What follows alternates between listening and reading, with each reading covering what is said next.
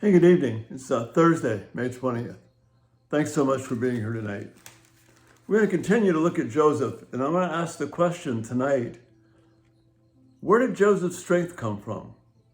Remember we talked this morning about narratives, and it's important sometimes just to stop in the middle of the narrative so we understand all that's happening.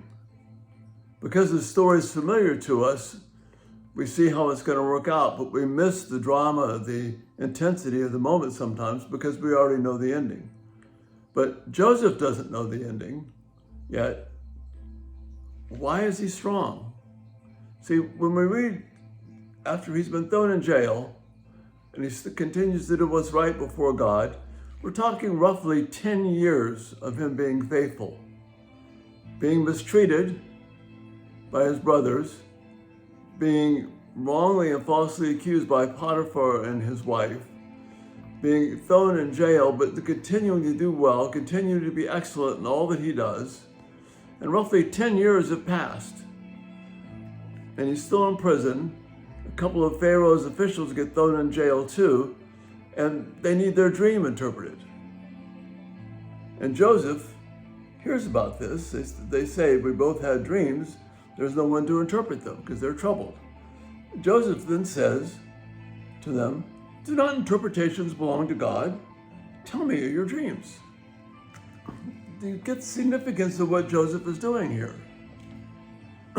After 10 years of being imprisoned falsely, it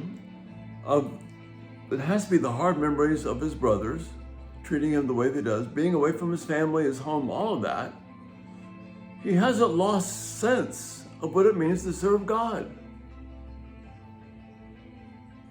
The intensity of serving God is right there. That's an amazing moment. It teaches us a lot about the faithfulness of God and how Joseph responded to that.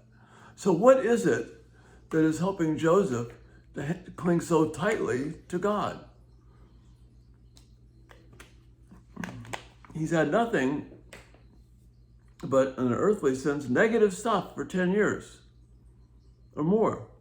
And all he's got here is this ability to remember God's promise. And what was that promise?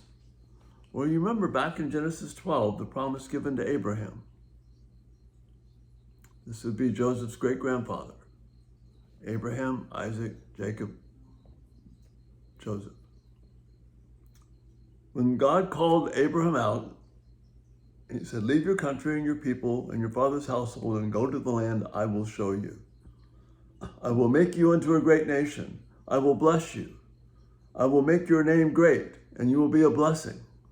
I will bless those who bless you, and whoever curses you, I will curse. And all peoples on earth will be blessed through you. Wow. Do we catch the reality of what's happening here? This promise that was given to Abram, and then Abraham, as his name was changed, then passed on to Isaac, and then passed on to Jacob. And now, Joseph believes it. And he's sustained by this promise. And indeed, if you want to interpret all of human history, all of world history, it's through this lens. God will bless his people, and he will curse those who stand against the people of God, and he will bless those who bless him. That's a template for understanding how God works, how history unfolds. It's amazing, but it's true. That's why I wrote about it in my little book on When Life Turns Upside Down. So Joseph is recognizing this. Now remember, we see this play out when Pharaoh comes and offers Joseph everything in terms of running Egypt. But that hasn't happened yet. All that's happened here is that Joseph is in prison, and he's telling these two servants of Pharaoh, this is God's doing. God interprets dreams. He acts with faithfulness and integrity and confidence. And God is preparing for the moment when Joseph would, in fact, literally sees the world stage at the hand of God. But he's not there yet.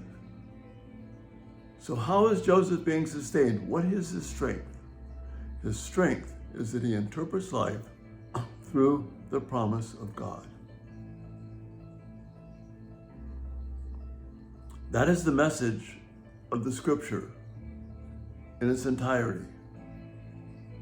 We have these great and precious promises. In light of that, we need to live in a certain way and not let the circumstances dictate to us what happens. Not determine God's faithfulness on the basis of the circumstances. Determine God's faithfulness on the basis of his word and God's commitment to be faithful to his word. That's the drama and intensity that you and I want to hang on to. That's the hope that we have. God is faithful to his word. It's huge. It's what sustained Joseph. Jesus has promised us that he will never leave us or forsake us, that he is a refuge for us. Bring our burdens to him, and he will give us rest. Christ is coming at some point.